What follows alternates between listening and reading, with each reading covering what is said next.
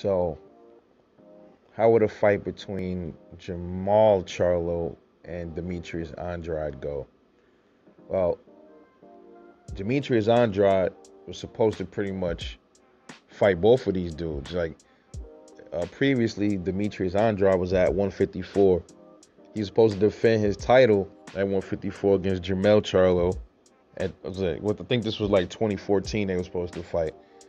That fell through for whatever reason. The behind the scenes technical stuff. I'm not getting into that.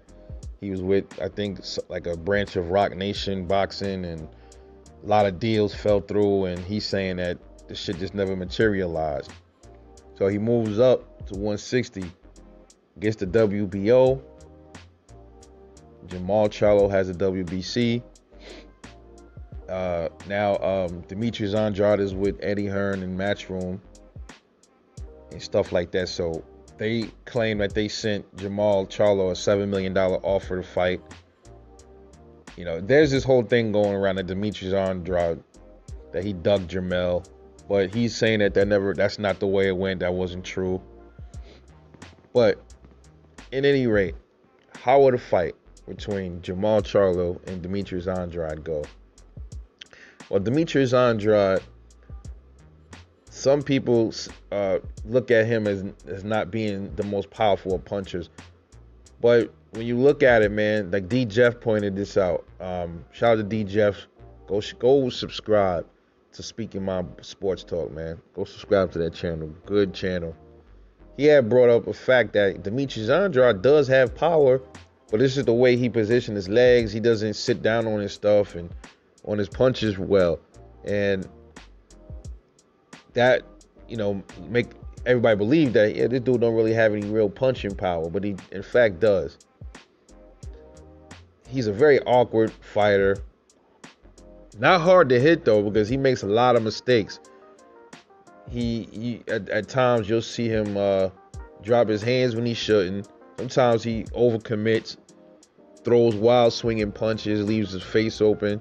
I've seen that many times in fights, and I'm like, yeah, he don't straighten that up, he gonna get caught by the wrong motherfucker. Good footwork though. Very strange fighter, dude. Very awkward.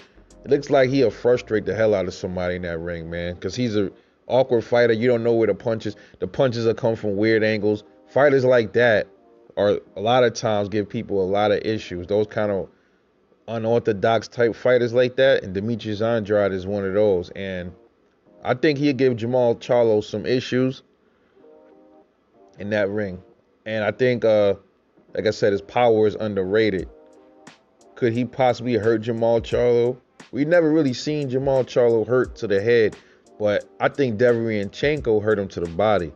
If Andrade go to the body, I think Jermall Charlo's weakness is his body. It's quite possible. I can see that fight. And Jermall Charlo, we got him. He's a power puncher, good power. He's more technical than Jermall, more of a technical fighter, but he can also brawl as well. Great chin. And that's another thing about chins. Demetrius Andrade's chin has not really been tested. I've also seen people claim that he's chinny.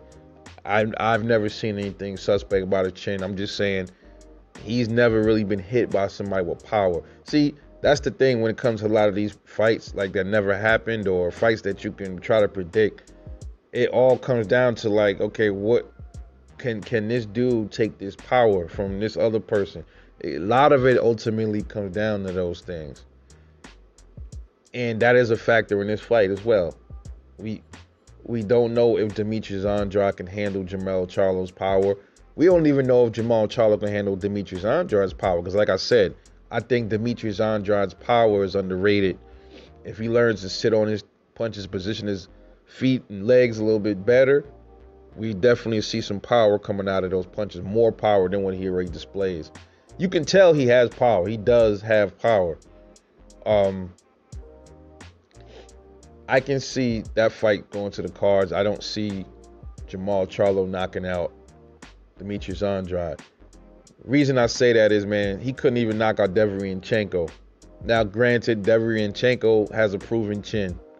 Anybody that fights Triple G and doesn't get flatlined by him, and just like Canelo, and you can take those punches and don't get flatlined, got a chin. So that, like I said, that would be a big factor in this fight, man. He's much of a. I think this fight goes 12. He's not gonna knock Andrade out because Andrade moves around much too good. He moves around too much. He can possibly get clipped by something big though, if he's not defensively responsible. And I think in this fight, more than likely, Demetrius Andrade would. If he goes in that ring and he feels like he figured Jermall Charlo out, and Jermall hit him and he's not gonna hurt him. So that's gonna be a long night for Jermall Charlo, man. But ultimately, that fight will end up going to the cards. And for some reason, I got Demetrius Andrade winning that fight, man. I got him winning 12-round decision. I think he's going to be much too slick, much too awkward. It all comes down to his chin, though. But I think he's not going to get hit. I think he's going to move around much too good for Jermall Charlo to actually land something that's going to really hurt him.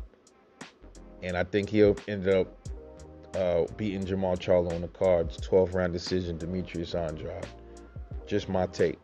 Let me know who you think will win that fight between Demetrius Andrade and Jermall Charlo. Make sure to like and subscribe, support the channel, hit the bell icon for new content daily.